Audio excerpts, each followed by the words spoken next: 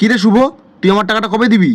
সেই দিন টিউশন মাস্টারও তোর কাছে টাকা চাচ্ছিল, আর ওদিনকার তোর পাড়ার দোকানদারও তো তোর কাছে টাকা চাচ্ছিল। তোর কাছে তো অনেক মানুষ টাকা পাবে রে। তুই আমাকেও টাকা দিচ্ছিস না, মানুষেরও টাকা আটকায় রাখছিস। কি ব্যাপার তোর বলতো? কথা কানে ঢুকতেছে না নাকি?